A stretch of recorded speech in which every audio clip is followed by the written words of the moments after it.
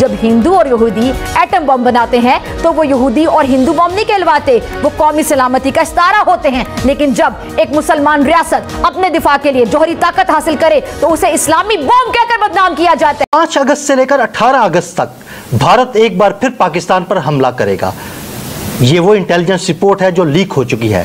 भारत इस दफा कितना शदीद हमला करेगा। पूरा का पूरा पाकिस्तान का एयर स्पेस मोर और लेस इस्लामाबाद से लेकर ग्वादर तक बंद रहने वाला है।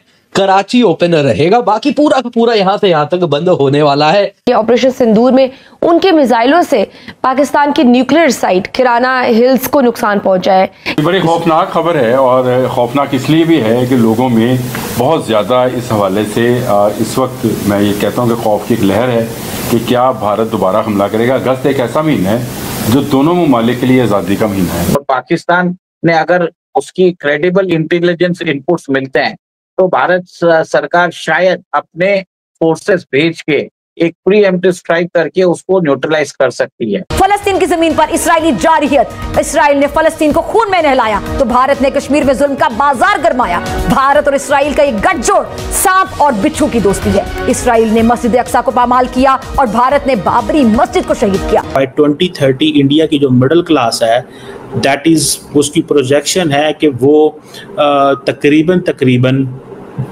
वो जैसे कहते हैं ना एक $250 बिलियन हो जाएंगे। आप तो मेरी वीडियो पूरी देखते हो लेकिन मेरे चैनल को सब्सक्राइब नहीं करते हो, तो प्लीज़ मेरे चैनल को सब्सक्राइब कीजिए और मेरे आने वाले वीडियो के लिए नोटिफिकेशन बटन दबाना मत भूलिए। जय हिंद, जय भारत, वंदे मातरम। मुख्तलिफ लोगों ने मुख्तलिफ इंटेलिजेंस ज़राए से ये ख़बर देनी शुरू कर दी कि जी 5 और 18 अगस्त के दरमियान जो है एक मरतबा फिर भारत जो है एक ऐसी ही कोशिश कर सकता है। और इस खबर के लिए जो मैंने बहुत सारे वीलॉगर्स को सुना, बहुत सारे जो इंडियन मीडिया है वो भी इस पर जोर दे रहा है। लेकिन अगर आप हक़ाइक़ को जाने, अच्छा एक बात और भी सुन लें कि उन्होंने कहा कि क्योंकि भारत जो है इस वक्त फ़ौजी मशक़ें कर रहा है, जो एक्सरसाइज़ हैं उनकी मुख्तलिफ ममालिक के साथ वो इस वक्त जारी है और ये इसीलिए है कि पाकिस्तान पर कैसे हमला करना है। जो हमारे मिलिट्री इक्विपमेंट्स है, आकाश का प्राइम जो वेरिएंट है वो हमने टेस्टिंग की है लद्दाख के अंदर, हाई लैटिट्यूड पे हमने टेस्टिंग की है और कश्मीर के अंदर ही हमने देखा है कि कैसे हमने अग्नि एक और पृथ्वी मिसाइल की टेस्टिंग की है हाई एल्टीट्यूड पे। तो ये मैसेज दिया जा रहा है पाकिस्तान को और बॉर्डर पे बताया जा रहा है कि बहुत जो फाइटर एयरक्राफ्ट है, हेलीकॉप्टर की एक तरह से मूवमेंट बढ़ गया है। ड्रोन कम से कम 5 ड्रोन को उन्होंने न्यूट्रलाइज किया है। तो ये सब चीज कुछ बहुत बड़ा होने की संकेत दे रहा है और मेरा ये मानना है कि भारत का ये जो ऑपरेशन सिंदूर है जो एक तरह से बंद नहीं हुआ था वो वापस चालू हो सकता है। और इसके अंदर अपने जो आपको मालूम है पाकिस्तान अपनी आदत से मजबूर भी है, वो बात करेगा पीस की और एक तरह से दूसरी तरफ वो दहशतगर्द भेजने वाला है। और ऑपरेशन सिंदूर में जिस हिसाब से उसने मुंह की खाई है उसके बाद हमने इंडस वाटर ट्रीटी को अब्रोगेट कर दिया है। टाइम एंड अगेन पाकिस्तान ने बोला है कि हम इसके लिए इसका जवाब जरूर देंगे और आपने कुछ दिन पहले देखा भी था कि बिलावल भुट्टो ने भी आपत्तिजनक स्टेटमेंट दिए हैं। पाकिस्तान के मिनिस्टर्स टाइम एंड अगेन इसके ऊपर स्टेटमेंट देते जा रहे हैं। तो कहीं ना कहीं वैली के अंदर जो हमारे जो वहाँ पे जो राजनेता हैं वो जिस हिसाब से इनका कोई भरोसा नहीं है, वो बात करें अपने हमारे साथ भारत के साथ रहने की, पर वो पाकिस्तान का सपोर्ट कभी भी कर सकते हैं। और एक तरह से वहाँ पे जो हालात सामान्य हुए हैं तो क्या वो अमरनाथ यात्रा को डिस्टर्ब करने की प्लान कर रहे हैं, क्या चीज कर रहे हैं, क्योंकि कश्मीर बॉइल पे हो सकता है।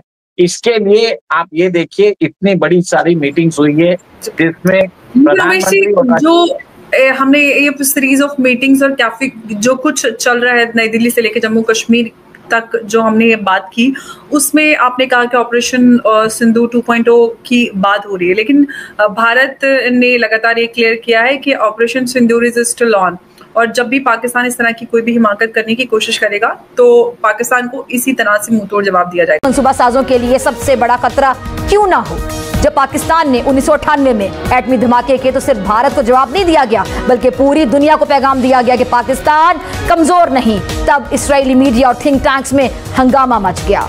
इस्लामी बॉम्ब मगरबी थिंक टैंक्स पे रिपोर्ट जो शाया हुई वो क्या हुई कि जी पाकिस्तान मुस्तकबिल में सबसे बड़ा जोहरी खतरा साबित हो सकता है। लेकिन जरा इनका दोगलापन देखिए, जब हिंदू और यहूदी एटम बम बनाते हैं तो वो यहूदी और हिंदू बम नहीं कहलवाते, वो कौमी सलामती का इस्तारा होते हैं। लेकिन जब एक मुसलमान रियासत अपने दिफा के लिए जोहरी ताकत हासिल करे तो उसे इस्लामी बम कहकर बदनाम किया जाता है। ये महज इस्तिलाही तफरीक नहीं है बल्कि इसके पीछे एक गहरी मुतासिर सोच भी है और जो मुस्लिम उम्मा को ताकतवर नहीं देख सकती है। दुनिया में बहुत से ममालिक एटमी ताकतें हैं, लेकिन ईरान के जौहरी प्रोग्राम को हराम करार क्यों दिया जाता है, जरा सोचिए। सिर्फ पाकिस्तान के एटमी हथियारों को इस्लामी बॉम्ब क्यों कहा जाता है, जरा सोचिए क्यों?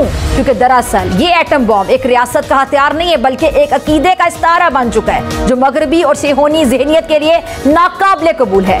असरे हाजिर की आलमी सियासत में अगर दो रियासतें जुल्म, बर्बरियत और मुनाफिकत का इस्तारा बन चुकी हैं तो भारत और इसराइल हैं। दो ऐसी कुव्वतें जो बज़ाहिर जुग्राफिया के एतबार से दूर मगर नजरियाती खबासत में एक दूसरे की जुड़वा बहने कह लें। एक जानिब कश्मीर की धरती पर भारतीय फौज का सफाकी से किया गया जुल्म और राज और दूसरी जानिब फलस्तीन की जमीन पर इसराइली जारहियत। इसराइल ने फलस्तीन को खून में नहलाया तो भारत ने कश्मीर में जुल्म का बाजार गरमाया। भारत और इसराइल का एक गठजोड़ सांप और बिच्छू की दोस्ती है। इसराइल ने मस्जिद अक्सा को पामाल किया, का किया गया जुल्म और राज और दूसरी जानिब फलस्तीन की जमीन पर इसराइली जारहियत। इसराइल ने फलस्तीन को खून में नहलाया तो भारत ने कश्मीर में जुल्म का बाजार गरमाया।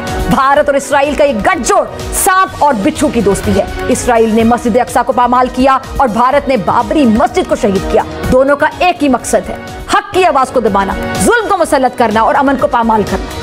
1981 में इसराइल ने भारत के ताउन से कोहोटा पर हमले का मंसूबा बनाया जिसे ऑपरेशन शक्ति का नाम दिया गया। मगर आप तो मेरी वीडियो पूरी देखते हो लेकिन मेरे चैनल को सब्सक्राइब नहीं करते हो, तो प्लीज़ मेरे चैनल को सब्सक्राइब कीजिए और मेरे आने वाले वीडियो के लिए नोटिफिकेशन बटन दबाना मत भूलिए। जय हिंद, जय भारत, वंदे मातरम।